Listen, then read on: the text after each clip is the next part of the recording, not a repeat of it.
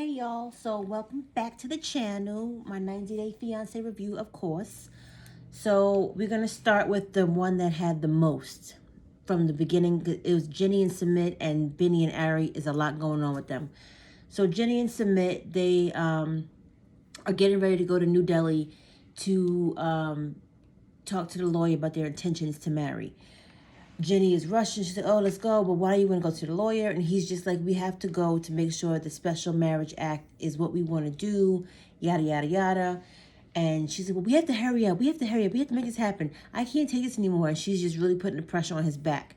And she's explaining, I have a tourist visa that lasts 180 days and that may get extended because of the pandemic, but I just want to go and get it over with so I don't have to keep coming back and forth.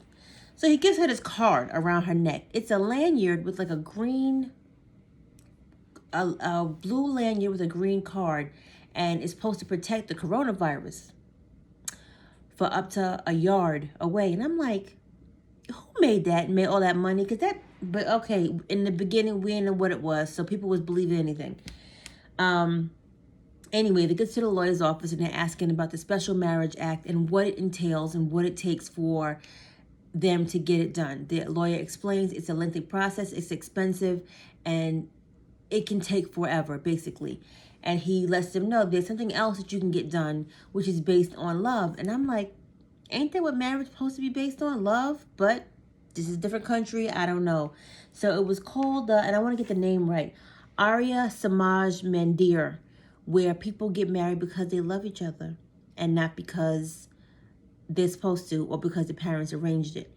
And they go there, show their love and intention, and they get married, they get the marriage certificate, and then they gone. I was like, well, that's interesting. But, you know, Jenny's all happy, and Submit's like, I still want to talk to my parents. And she's like, no, why? Excuse me, because basically they're going to tell you no, you're going to feel bad, and then we're not going to get married, and it's going to be a problem. So he's like, I still have respect for my parents. I still want to try. I want to make every last-ditch effort to give them a chance to let me be in love and be happy. And she's like, whatever. She's not happy about it, but she thinks he's getting cold feet. She talks to her daughter and her daughter's girlfriend who has the mean mug, and she's just like, well, we hope it's not cold feet, but let him respect his parents and let him try to do it. And they're going to do the ring ceremony the next day and not tell his parents.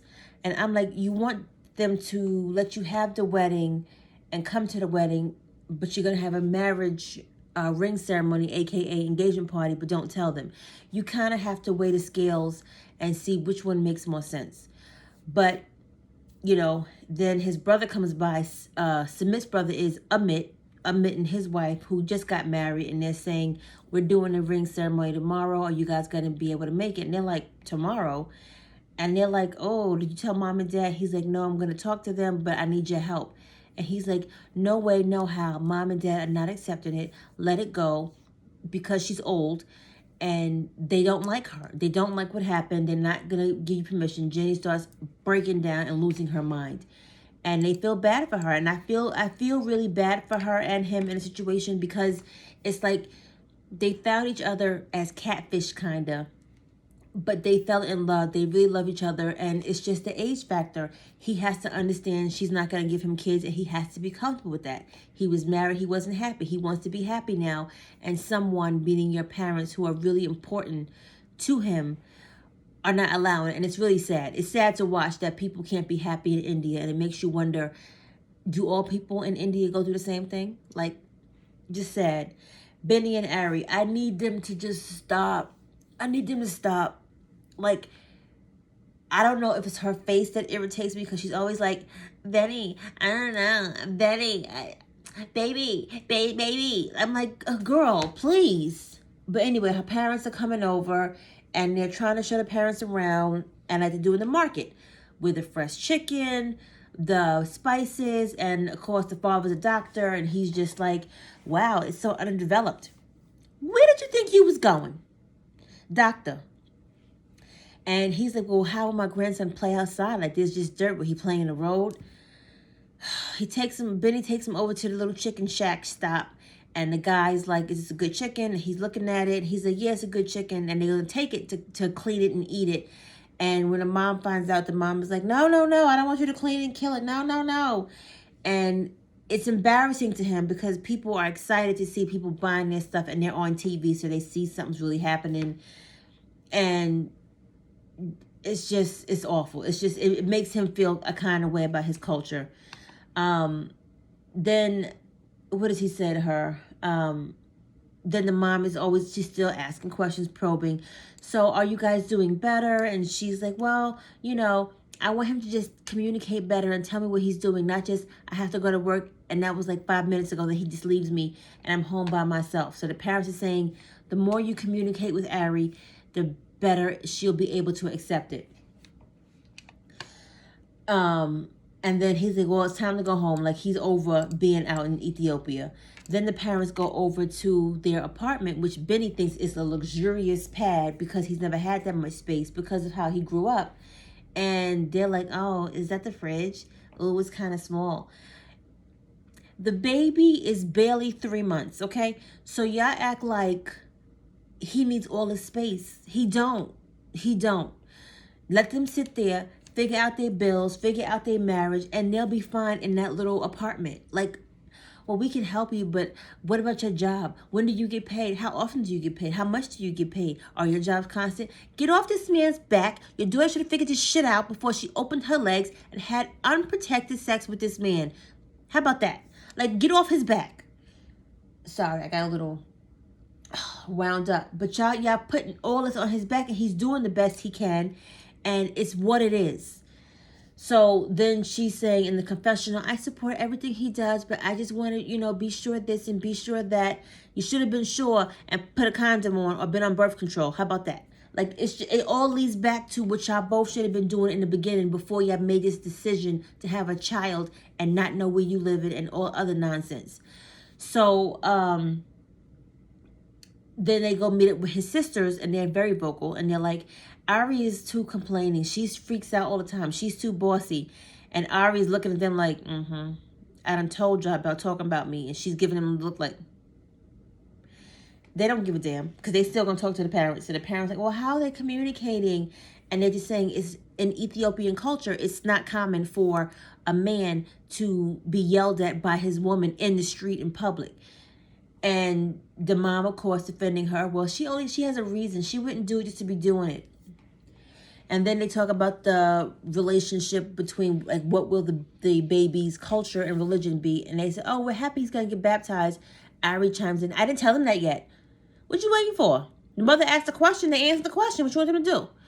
And she's trying to justify being baptized into their faith as just water on his head. And that's all it is. And maybe they'll talk about Judaism later. Girl, where? So you're going to have him baptized into that Christian faith, and then 5 years later be like, oh no, but you're really Jewish now. That's not how that works. And you already got him circumcised. But okay. Tim and Melissa, they're dry, they're boring. We don't talk about them much. Tim's mother was there. She was going back home. They go to counseling. Tim says he has to go back to the States soon because he doesn't have any money. He can't find a job. That's it. Boring. Brittany and Yazan. Brittany's at the bar with her friend, and she gets drunk as a skunk, and she calls Yazan to come pick them up, and Brittany is acting like erratic and wild because she's twisted. Her friend is sitting there like, girl, I'm watching you, but I ain't going to act a fool on TV. I'm like, did y'all have the same drinks? I'm very confused. Yazan picks them up, and he's not happy because Brittany is clearly drunk, and he smells it on her breath. He takes him to the barbershop that he works at, or he bought, one of the two. I don't know which one it is because he hasn't said. And the friend is like, so how are things going? Y'all happy now? Y'all together? I'm like, where'd that come from?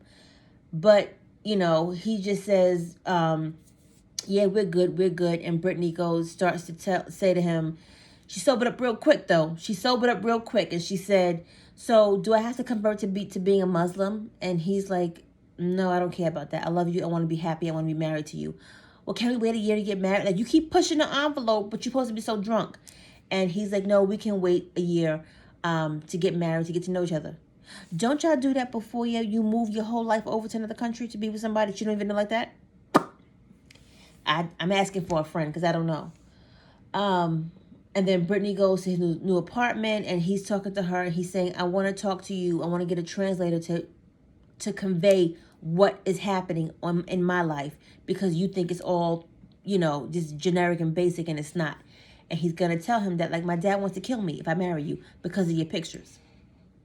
So we see next week she cries after the translator tells her, like, his dad wants to kill him basically because he's with you. Then we have Kenny and Armando, my favorite. I just love them. I hope things work out for them, but I don't know. Kenny says they moved to that country because they thought that is where they will be accepted and they can get married at, but apparently that's not the case. They go down to the marriage license office to get the denial letter because they know they got denied, and they bring Hannah with them, and they tell Kenny's like, well, tell Hannah where we're going. I'm like, why? She's little. She's 5. She don't need to know what's going on like that. So he tells her, and she's like, oh, no, why? They're ugly tricksters in Spanish, but it sounded cute when she said it. Then they have to go to the Human Rights Office and appeal. In the letter, I'm going to do some of the wording, and it was so hard. It's just horrible that this country, this world is so against gay marriage because it doesn't hurt anybody. I will never understand why it's such a taboo thing. If you are not hurting someone and all you're doing is loving someone, why does that matter? But then Trump is in office, so hey.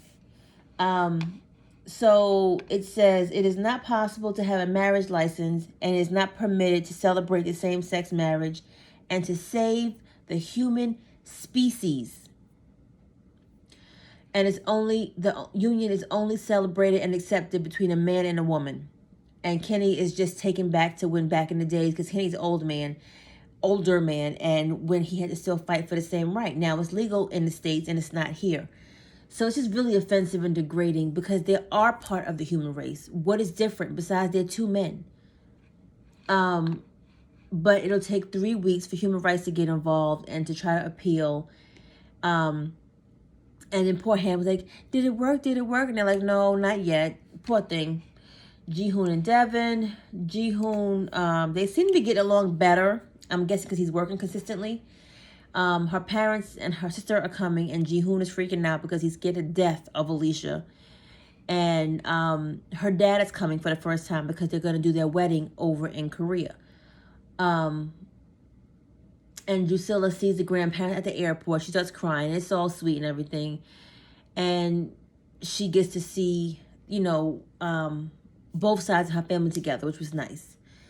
So that's all I got, and got no more. Like, subscribe. I'll talk to you guys soon. And give me some comments below. What y'all think?